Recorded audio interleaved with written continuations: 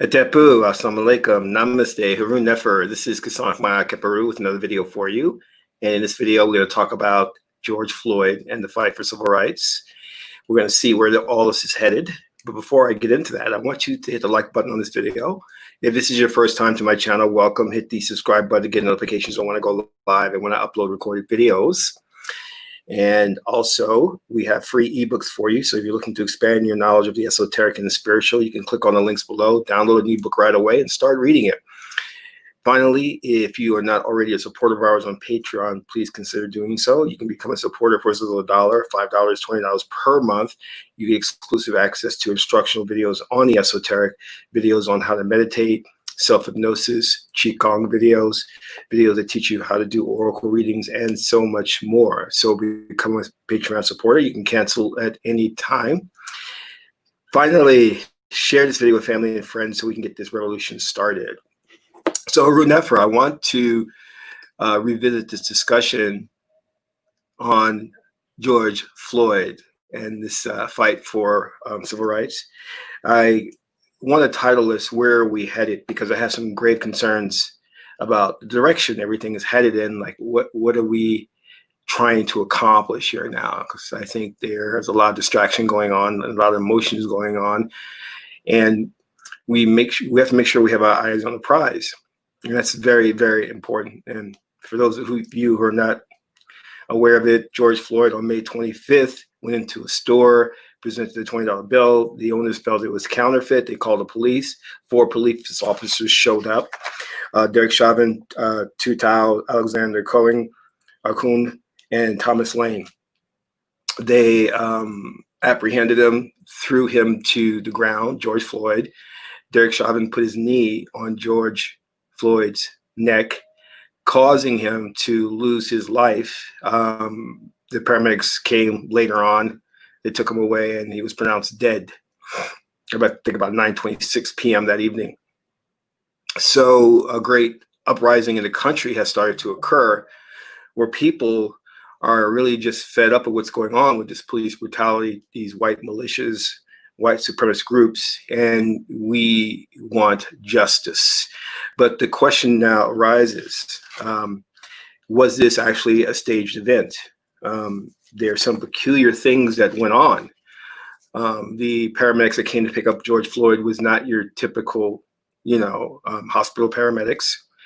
It seemed like Derek Chauvin was staging or taking a photo op by putting his knee on George Floyd's neck.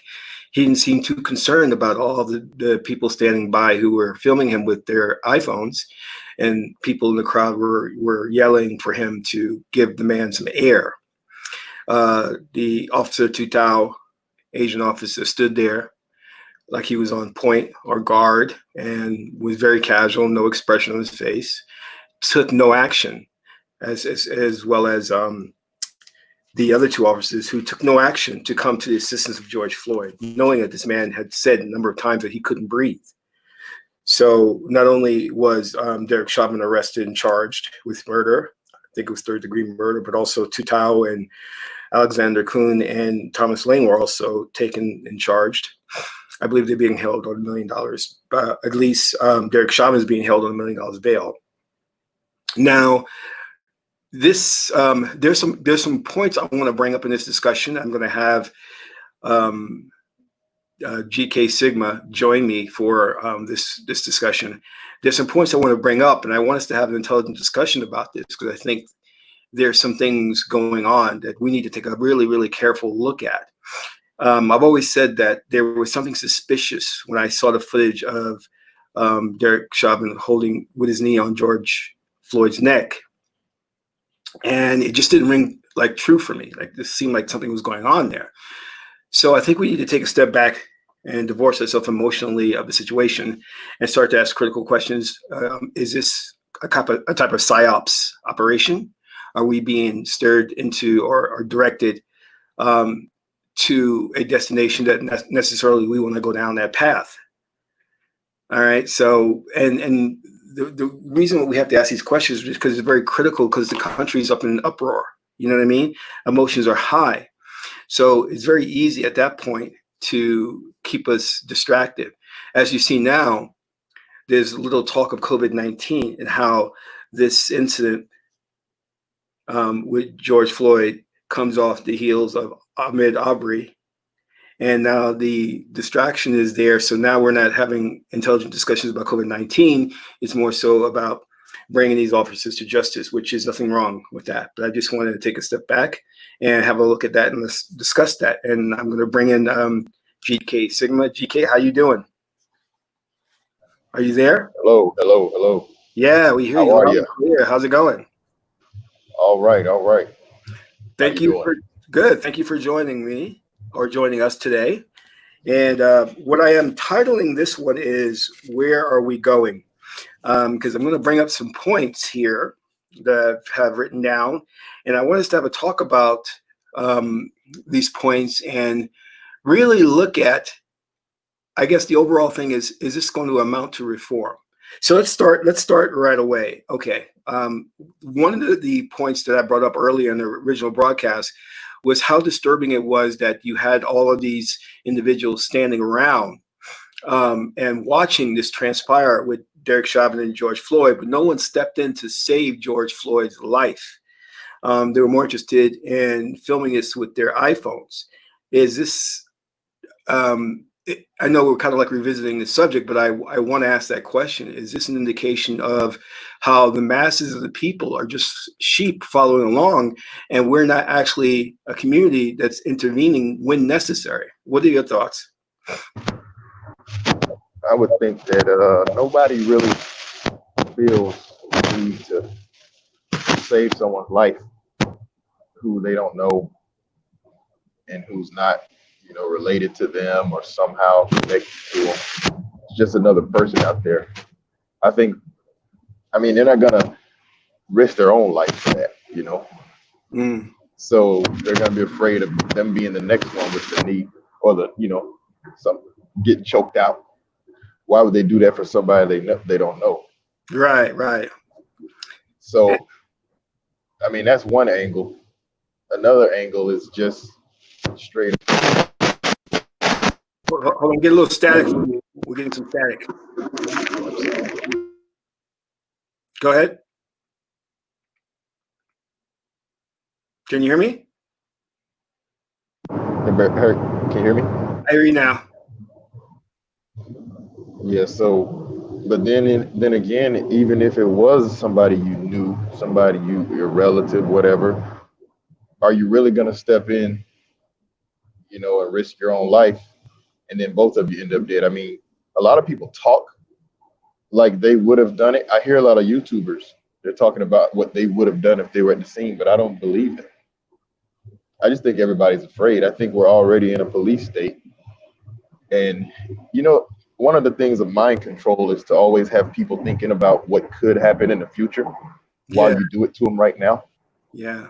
So you do it to them right now, but you talk about the possibility of it happening later. So then they don't realize it's already happening. Mm, So talks about what is it, the Orwellian future? Is that what it is? yes. All that kind of talk. Well, what if it's already here and they continue to have you looking toward a future date? You don't realize you're in it already. So that's what I think about that. I'm so glad you mentioned it because I talk a lot about that all the time when we talk about the New World Order. And this is something I've been trying to get across to conspiracy theorists because they're so afraid of the New World Order and one world government. And I say it's already here. If you look at what has happened with transatlantic slave trade, the rape of Africa, that is in effect an indication of a New World Order, how they destroyed Africa, raped, taking its natural resources, enslaved the population. If you were in Africa at the time of all this happening, let's say with the Muslim enslavement and the enslavement by whites, you would have think to yourself, wow, this is a new world order. This is, the current system coming to an end. So I tell those, especially white people in the conspiracy theory arena, that the new world order is already upon us. They're just moving to the next phase of their plan, because I just don't like this whole idea of continually looking forward into the future to something that obviously is already here, because we are programmed. You have the masses of people who act like sheep, who don't want to step in and intervene to save a man's life, but rather film it. Well, that tells you a lot about what your focus is on. Your focus is not on the spiritual being that you are, but your focus is more so on an individual who believes that he has a finite, a limited life, and that once this life is over, it's it. You don't understand that you will exist for eternity. You know. The next thing I want to talk about is can I oh yeah, go ahead. Sure, go ahead. chime in earlier? You were talking about could it be staged? I think it could be staged in order to move towards some type of a new world order or some sort of a martial law. Mm-hmm. You know, so I think it could have been staged. The thing is, it doesn't really matter if it's staged or not, though. At this point, Yeah, it man. only matters that, huh? Yeah, What'd man, you it say? lost his life, even if it was staged or not. Yeah. Yeah, I mean, and I'm saying, what if he really didn't die? Because there's people out there talking about there's some decent info about it may have all been staged. He might not have even died. Okay.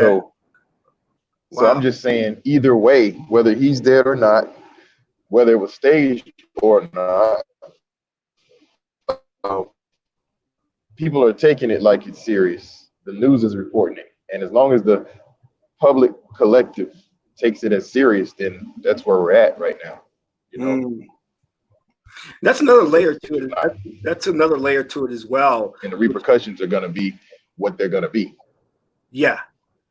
I'm sorry. That's another. I think it's a delay, but that's another layer to it. I want to discuss how we have a media that doesn't seem that they're really investigating what's going on in terms of these cops' background and everything that's going on with the protesters. For example, we've learned that George Floyd worked at a club inside the club, and Derek Chauvin worked outside the club. So these two had to have seen each other, passed each other, or at least known about each other.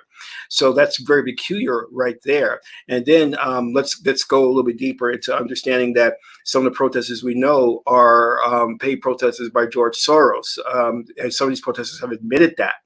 And now we're seeing there's some acts of civil disobedience or violence and the destroying of public property, police cars, businesses.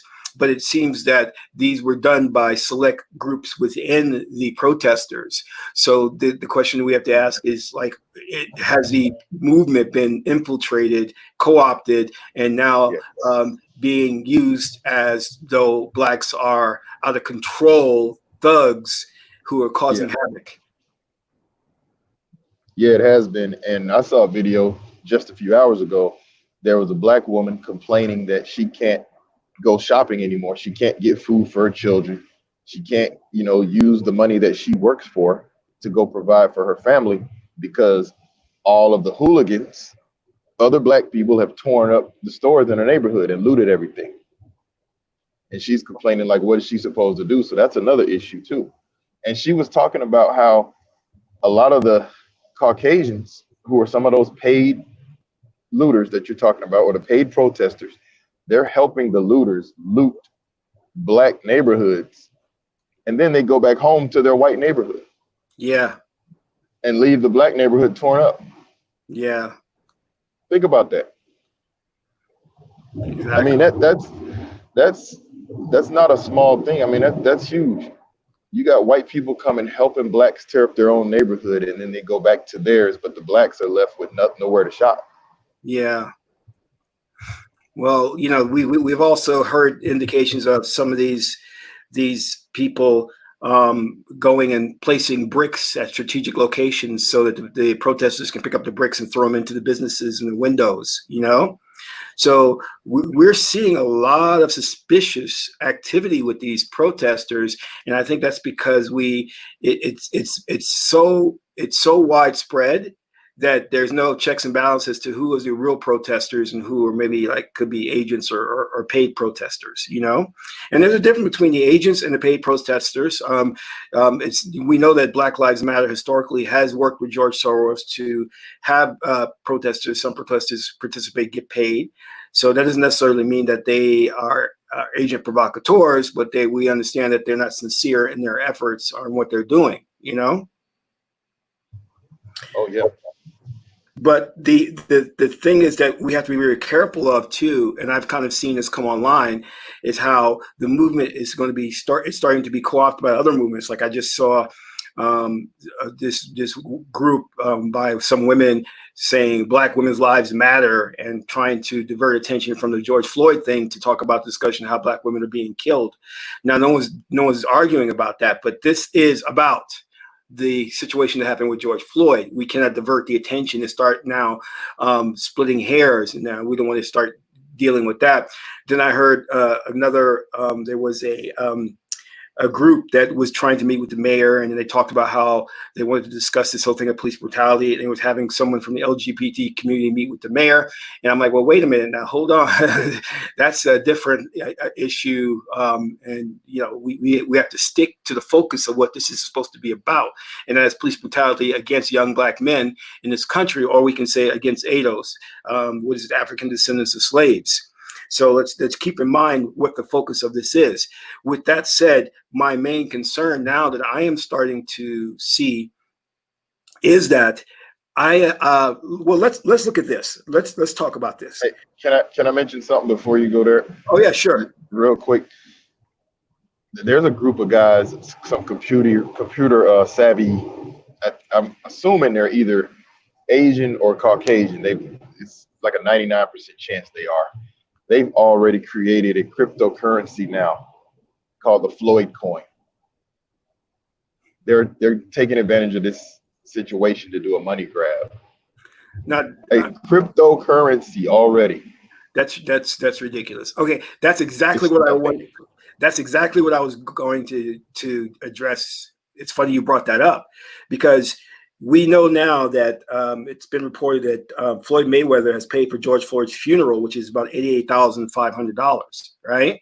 We also know that George Floyd raised on GoFundMe, he had 478,000 donations, totaling $13 million, which is over the $1.3 million goal they had.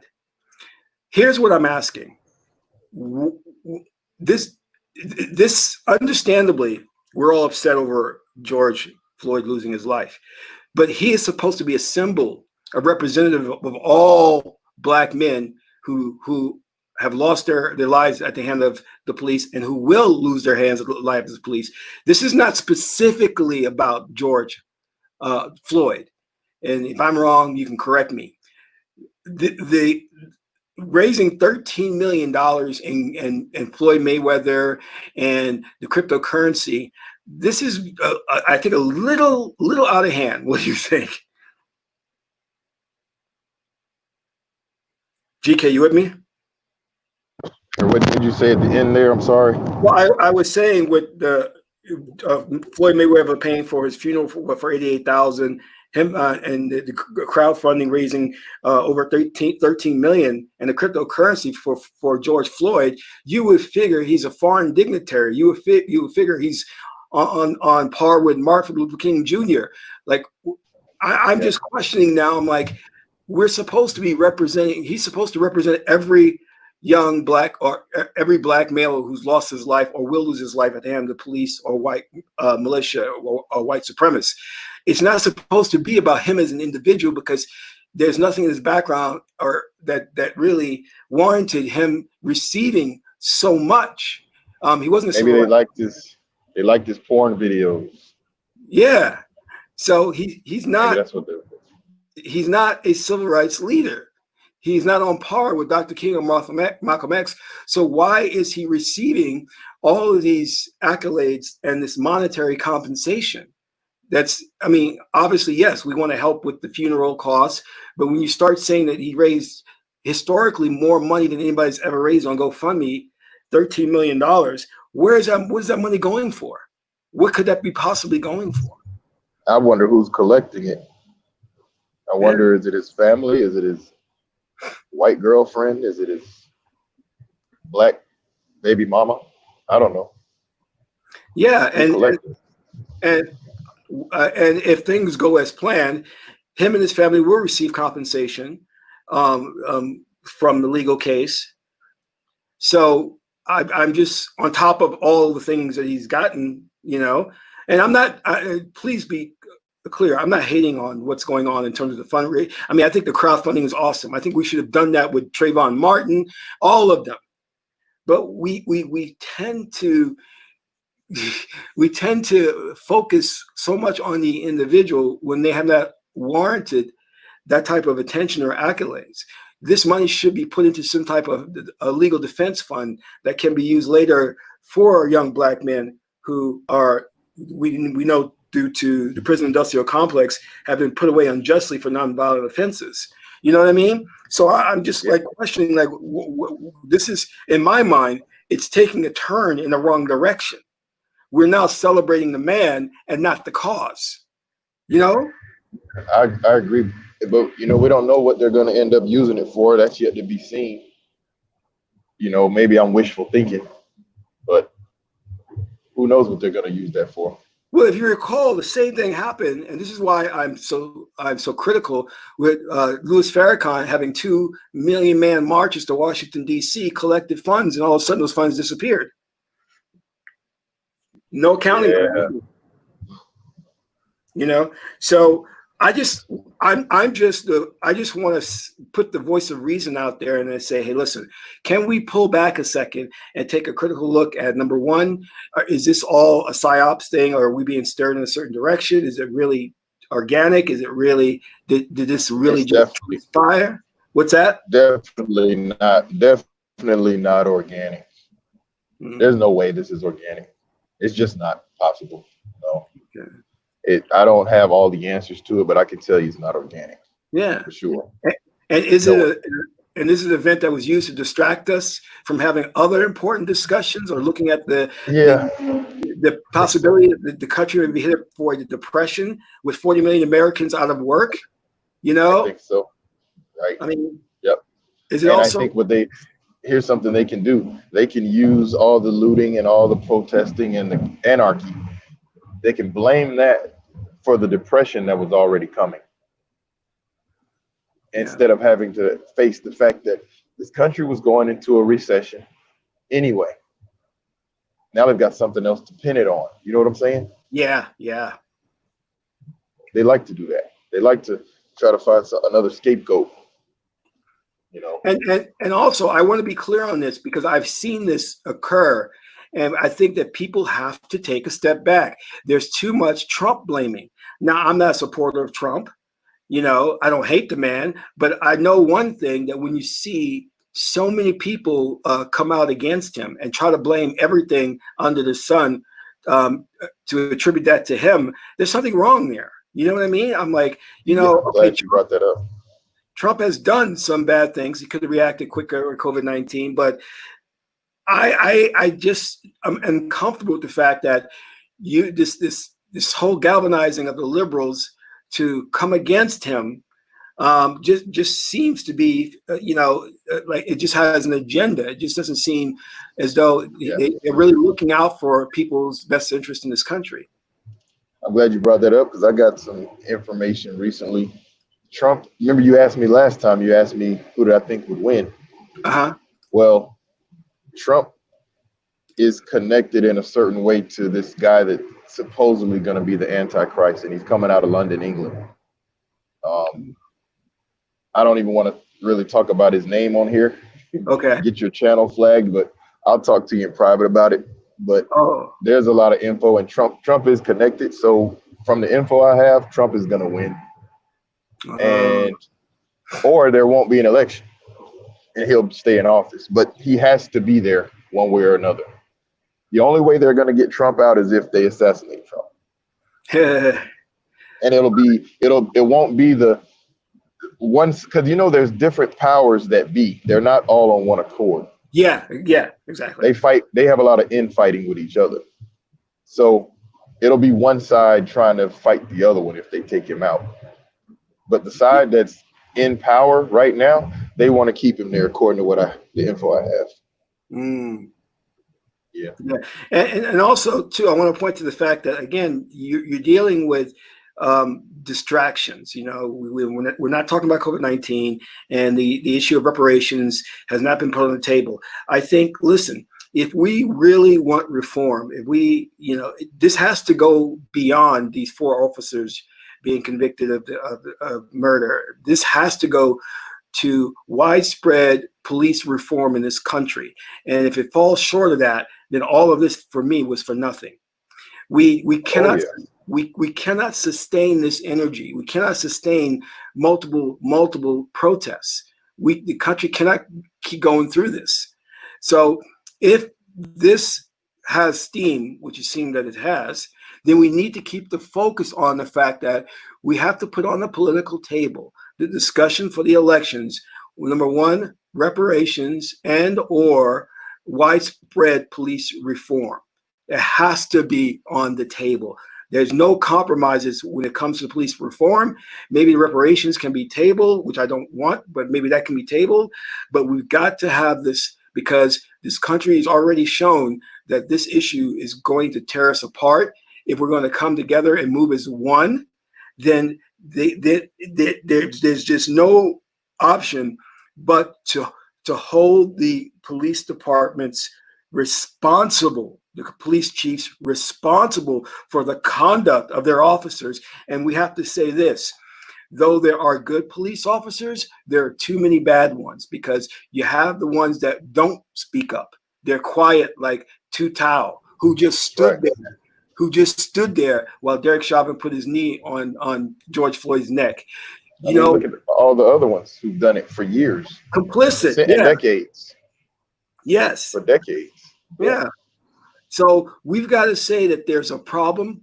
It needs to be fixed. And we're going to use George Floyd's death to put in place major reform. If we fall short on this, all of that was for all of this protest, all of this fundraising was for nothing. Well, it's going to be for nothing. It's going to be for nothing. Well, putting 4 police officers behind bars does send a kind of message that we are going to take a closer look. But I think that it's going to fall back into the blue wall of silence. Well, here's what I got. I got a couple of things. For one, I don't think there's going to be any reform. The powers that be, they want this country to tear itself apart. And that's what they're leading it towards right now. So there's not going to be any reform, and a country is not going to change what it was founded upon. This country was founded upon racism, hatred, violence, all that kind of stuff. The same stuff they were dealing with in Europe before they ran here. They just brought it here. You know, they tried to say they were running away from it, but they brought it here. So it's not going to change. And I just think it's being done deliberately. There's not going to be reform. That's unfortunate. I think I agree with you. And I'm going to tell you why I agree with you. Because those individuals who are, like you said, responsible, because this capitalist system in America, it can exist only because the poor exists, which are Black people.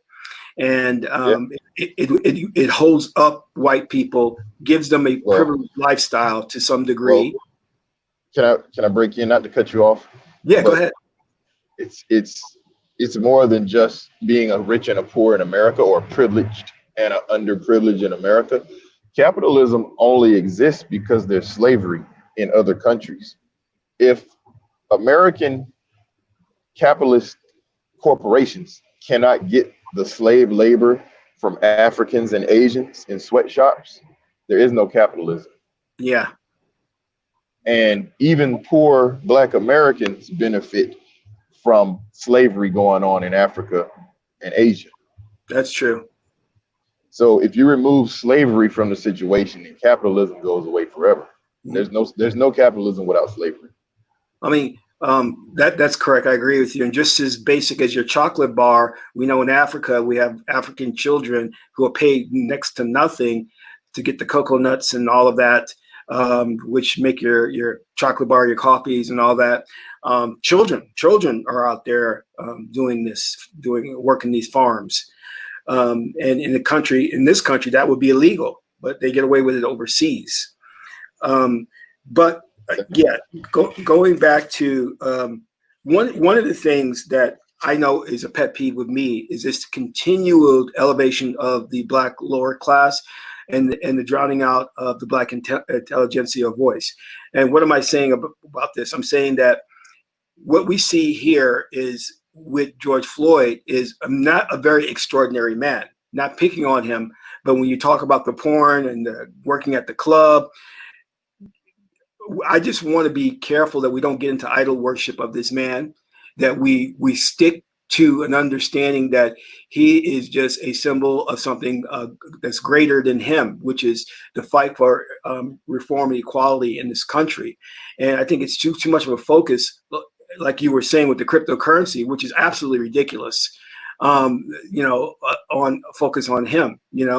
I want to move beyond that and say, here are the issues that need to be on the table in November. And those issues are reparations. Those issues are reform. Because we saw with COVID-19, we can see it now, how it affected white Americans and it double impacted Black Americans. So, white Americans think they go through a lot, but if you're at the bottom of the totem pole, as most African Americans are, you get hit the hardest. And there was no compensation for these African Americans who lost their jobs, can't get new jobs. We're the first fired and the last hired, So there needs to be a real good discussion and talk about that. Because the modern media kind of paints that we're on par with white Americans, that we're not on par with them. They have in their immediate families, they have what I call is human resources they can make use of. They have a father, they have a lawyer in the family, they have a doctor in the family. You won't find that in a lot of African American families. So they also have people that can, that are connected, that can get them hired at places. Yes, exactly. Yeah, I know that once I went to. I was working with a very good friend, and he invited me to come to Hollywood, get a room with him, and make some movies. Come to find out, he was well connected into the film industry, and I wasn't. And him and I were, trying to make movies, but that shows you that there is a difference, and that we are not on their same level, and we are fighting to try and get there. But the country keeps trying to paint this picture that even though we go to the same job and work in the same corporation, that we are still on the same level as them. We're not. We feel the economic impact greater than they will. You know what I mean? They can save money and have a bank account, or have a father leave them money, where we don't have that luxury. We don't have a rich uncle. Things of that nature. So I'm going to ask you this. Obviously, do you believe these 4 officers are going to go to jail? GK? I think we can't hear you. Can you speak louder?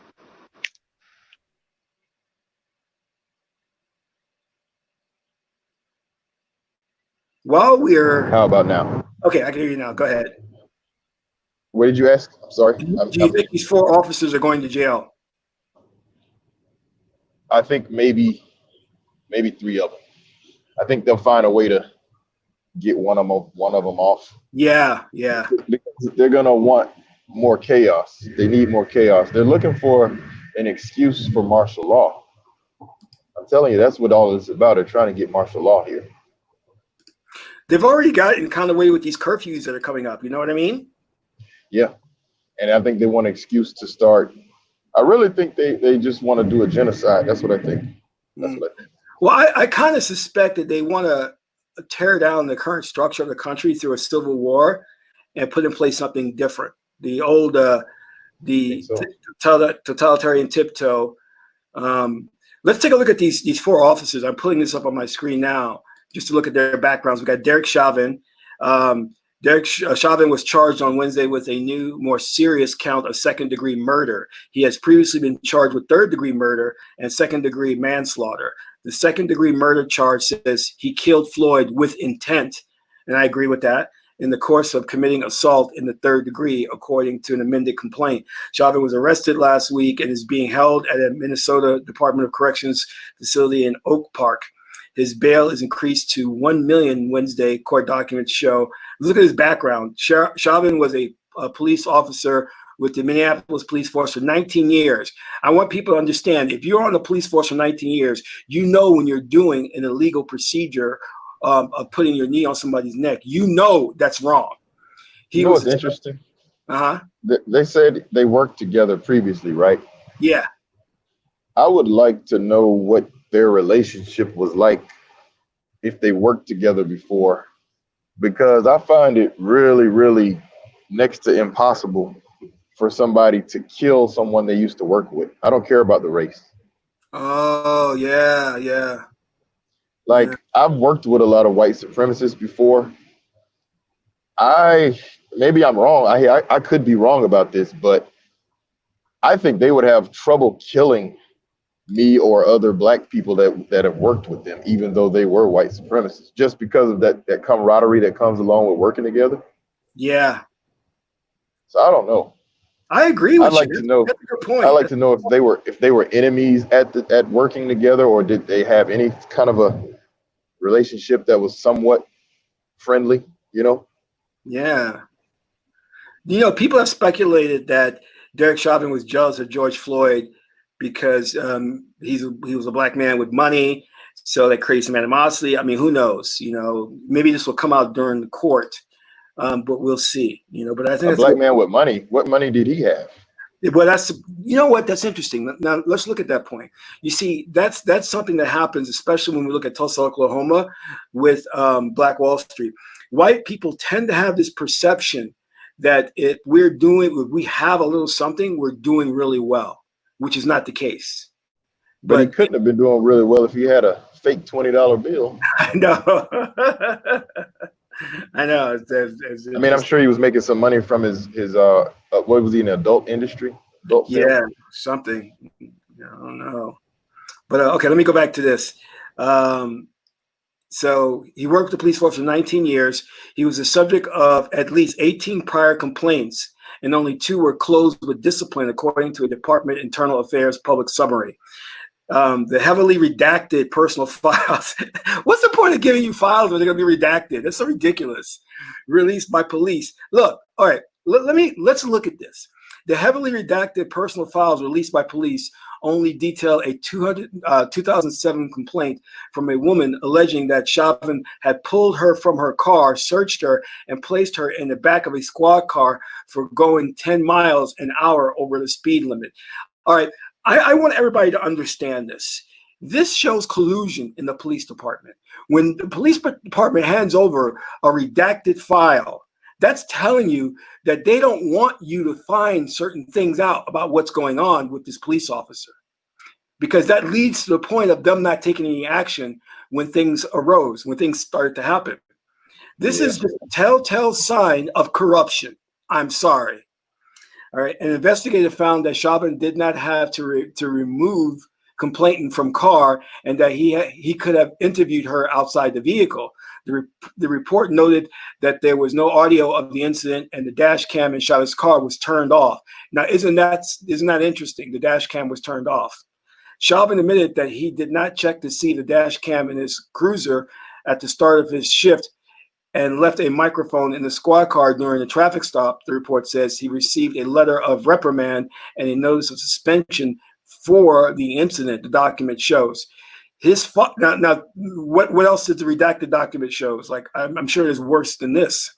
His files also include recommendations that he be given the department's Medal of Valor for his actions in 2 incidences, one involving shooting a man. Notice this is not redacted. One involved shooting a man who pointed a shotgun at officers, and another involved shooting a man suspected of a violent domestic assault, according to the personal file. When Chavez applied for a job with the police department, he said he served in the U.S. Army as a member of the military police force. Oh my God, he was a member of the military police force, and had worked as a customs protection officer for security services company. The file notes Chauvin worked for McDonald's and another restaurant in the mid-90s. Chauvin was initially hired as a community service officer in 2001 and served for about 8 months before he was promoted to police officer, the personal files show. So this goes over the other officers. I love their new color of orange, so that's interesting. Alexander Kuhn is on $1 million bail as well.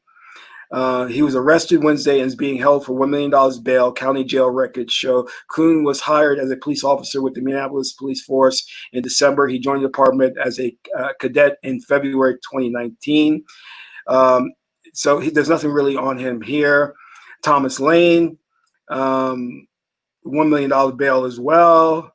Is there anything going on with him? Nothing really. This is Tu Tao, who stood there and just didn't do anything. Tao had been a police officer in the Minneapolis Police Force since 2012. He had 6 complaints filed with Internal Affairs, one of which was still open, according to a Minneapolis Police Department Internal Affairs public summary. The other 5 were closed without discipline. Before becoming this is why there's this mistrust in the Black community and police. You're using the police to police the police, and when charges are levied against them, nothing happens. The file is closed without discipline. Before becoming a police officer, Tao worked as a security guard, a stalker at a grocery store, and a trainer at McDonald's. So there's something here. All right. So that's the 4 police officers.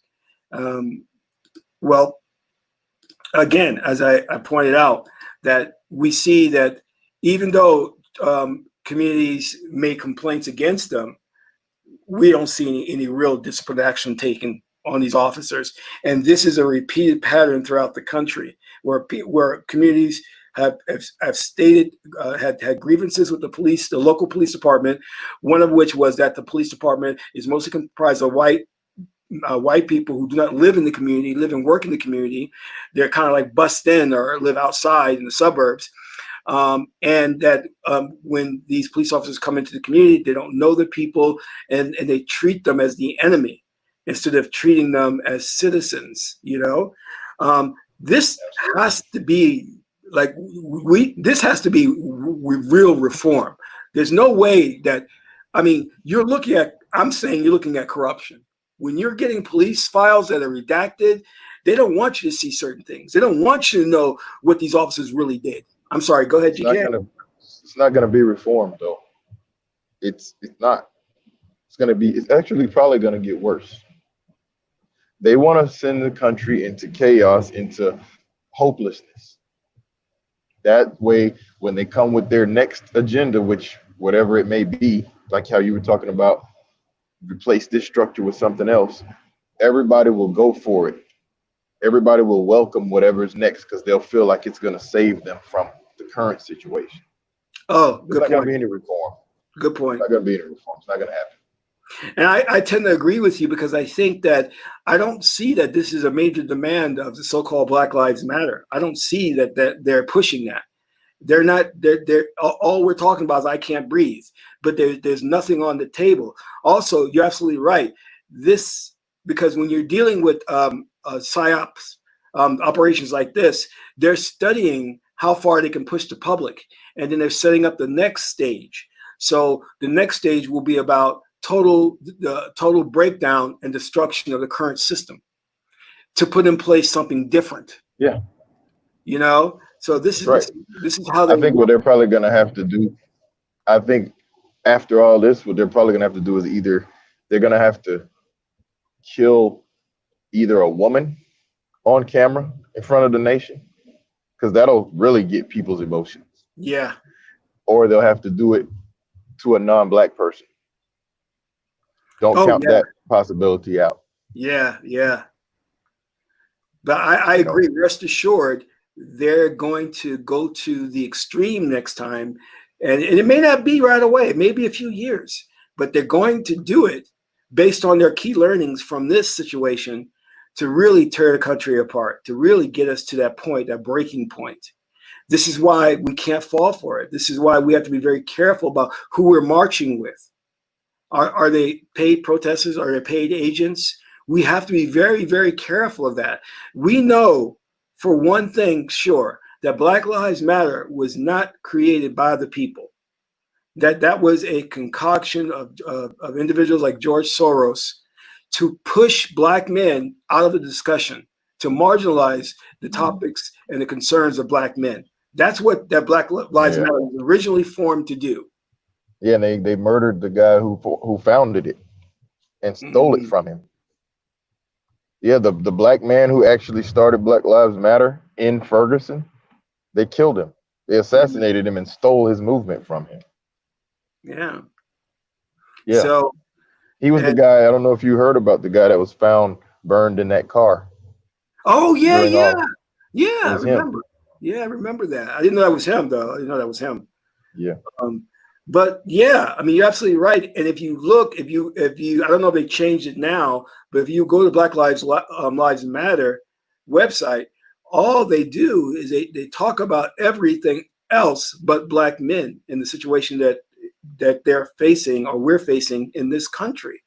So that tells you that their agenda is something else. It's definitely so you just got to be very careful. And what you need to do is start reading the bios of these people who are on these boards of these organizations or leading these organizations and see where they come from and what they're about, you know, because right now, again, and I can't, you know what, GK, I can't blame the public so much about falling for all of this, because with the stress of Ahmaud Arbery, COVID-19, it's expected that the public would just had enough, you know?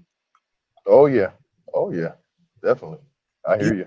You can't keep people locked up for 2.5 months or whatever and then expect them not to blow up or get stressed out.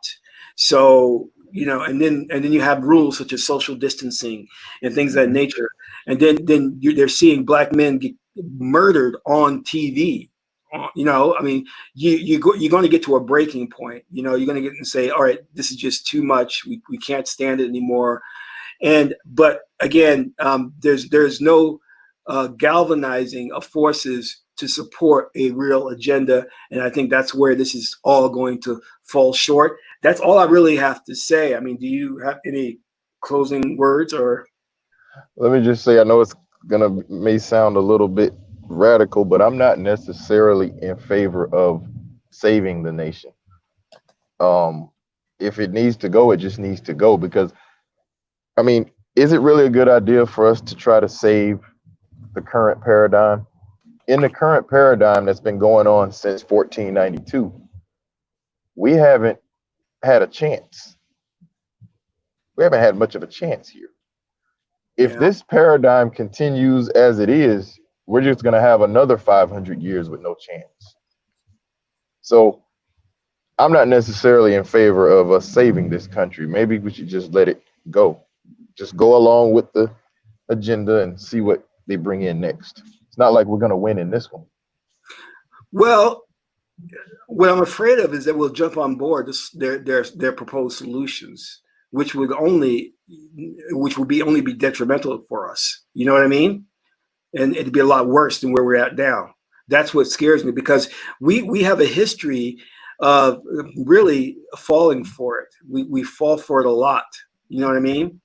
I think that, to me, individuals that blame integration for the destruction of Black businesses are wrong. I say, it wasn't integration's fault that you wanted to support someone else's business because you thought the product was better. That's a psychology, you know?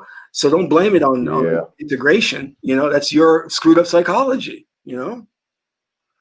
So what I'm saying is we have a history of falling for things. And I'm just so concerned that we'll come along, because and this is what David Icke says, the totalitarian tiptoe, problem, reaction, solution. They create the problem. There's a reaction by the public. They come along with a solution that's beneficial to them, their proposed solution. And we're going to go along with it because we don't have our own agenda, you know? And when we go along with their plan, it's never to our benefit, you know? So we just I do not disagree.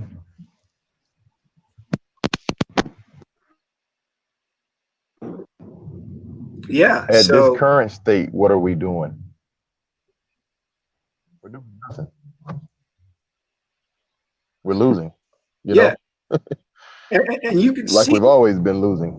And let me tell you something. I told people, because people are so concerned about the November elections coming up with Trump and Biden, and I said, listen, it's a lose-lose situation. We lost before going into 2020. We lost because we never really addressed the idea of the Hegelian dialectic, the idea of a two-party system. We allowed them to stack the deck in their favor.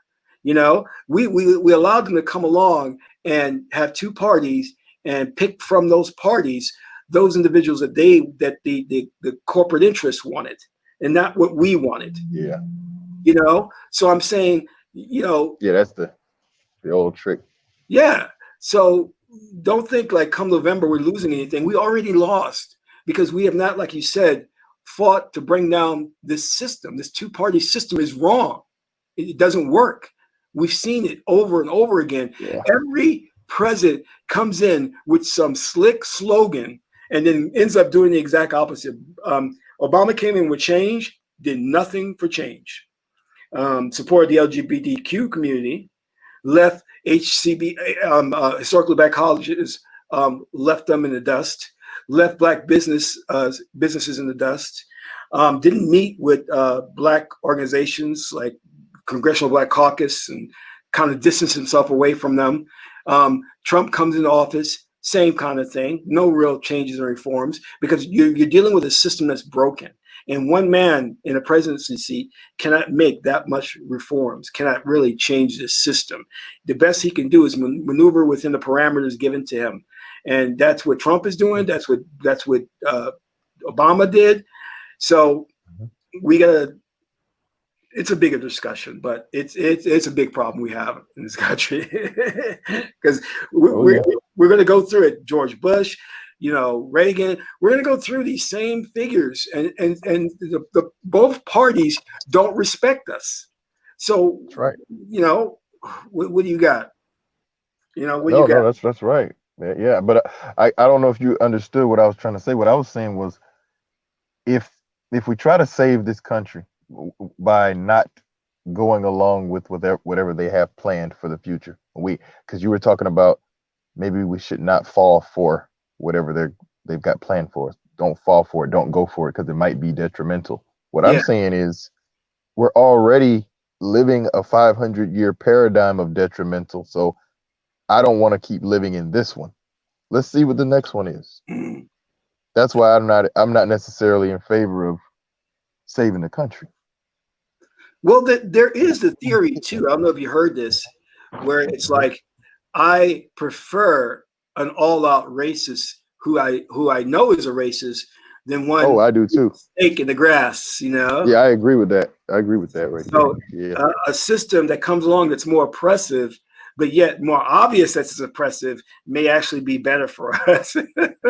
Well, because I don't care what anyone thinks. A lot of black people get offended, but the truth is, black people's intelligence is pretty low when it comes to things like that, like racial intelligence. Black people's intelligence is pretty low, and we have to be like damn near. People have to have their foot on our necks for us to realize that there's an enemy. Yeah. So oppression it's good in a sense. Of course, I don't like it. Of course, I don't want to be oppressed, but I'm saying most of the time when black people have made the biggest advancements for the race, it's been at a time when collectively we could not deny that we were being oppressed. Right now, it's gotten too easy for too many black people. So that's why you got coons and people like that out here who think it's all good. You know what I'm saying? Yeah. I agree, because I think right now. So overt oppression is actually good. Overt oppression can be good. I agree, because I think now that you're seeing that the masses of white people who are outraged and upset, even they're going, wait a minute now, this is going too far. Yeah. Even they're seeing it and they're crying out, going, wait a minute now, what kind of world do we live in?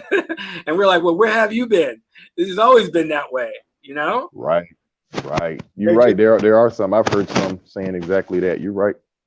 It's like, sorry. I've heard some recently that are saying stuff like, "I'm sorry, black guys, I didn't know y'all had it like this." Yeah, yeah, I've heard stuff Like, like wow, like y'all didn't know. They're that. lying though. A I lot of have, them are lying. yeah. They're But straight up lying. I did tell you my personal story, which I did find a change in the attitude of police. I actually found them now to be more more polite, you know, more courteous in their interactions, you know, and that's a bit of a surprise to me, you know. I thought it would go the opposite way, you know. Hmm. But I I think think even I think that might be because they're realizing how outnumbered they are. This whole situation is showing how outnumbered the police are. Numbers are not in their favor. Also, the National Guard that was sent out to Minnesota and I think somewhere else, LA and a few other places, they're saying the National Guard now is monitoring the police now, making sure the police don't abuse these protesters. really, Now that's great. Yeah. Now that right there is a real sign of martial law coming. If they're monitoring the cops, that's wow, a real sign of martial law coming. yeah. Yep. But hey, Well, brother, I gotta run. okay, well, thanks for coming Appreciate on, you man. having me on. We'll talk again. Okay, appreciate it. All right, so wanted to present that different perspective on what's happening. Obviously, you know, you take a moment, think about the way things are going. You know, you don't have to buy into anything I'm saying, GK saying, or anything the modern media is saying. Come up with your own opinions, your own thoughts, and then act upon that. I mean, you have that right. This is just a platform where I wanted to discuss different options, different thought processes. We are not by any means saying that what we're saying is exactly how it is. You know, we're just proposing different ideas and thoughts on what we see. There's a lot of things that go on behind the scenes that you're not privy to. So that information that's being kept from us, you know, we could have a great impact on how things unfold. But the one thing that I want to make clear, if again, and I keep stressing this point, this demonstrations are good. This support for George Floyd and what happened and the donations and all that are good. But it will not be good if it all amounts to no real lasting change. That has to be what's going to happen. If it doesn't happen, we're going to find ourselves repeating this all over again with a new incident, a new group of police officers, and it's going to just add to the level of stress and frustration that people are going to have in this country. And you know, I do see GK's perspective, but I don't want to see the country have to fall apart. I don't want to see them implementing martial law or whatever. I just prefer that and maybe it's very idealistic in my mind, that change happens, things get better, and we move on. Historically, has that been the case? Maybe in some sectors, not as a whole. But hey, I'm optimistic. I like to look at the brighter side of things. And I have a faith in us that we will awaken, and the masses of us are awakening to the fact that something has been wrong for a while. This is not new, what happened with George Floyd. This has been going on for a very, very long time. We're talking going back to the 60s, 50s, where black men were showing up missing, that they were lynch mobs that would just come into the middle of the night and take young black men and women out of the homes and lynch them. As Mike Rizzi is saying, he doesn't want to go back to that time, and I agree. Nobody wants to go back to the hanging on trees and things of that nature. It was horrible, and many of them were not brought to justice who committed those crimes. So think about ways that we can improve things, but also be very, very aware that you have to step back emotionally from what's going on, to take a critical eye and look at things and say, you know, hey, what's really the agenda here? Is there someone pulling the strings, or is this really happening? You know, and then when you stop and you pause for just that moment, that may be all that's needed for you to make the correct decision on how to proceed from there. So I want to thank you all for tuning in today. Great discussion. This is Kasonk Ma Keperu, son of Ma'at and Tahuti. My aunt is the beautiful goddess Hedaru. Until my next broadcast, Amin Ra.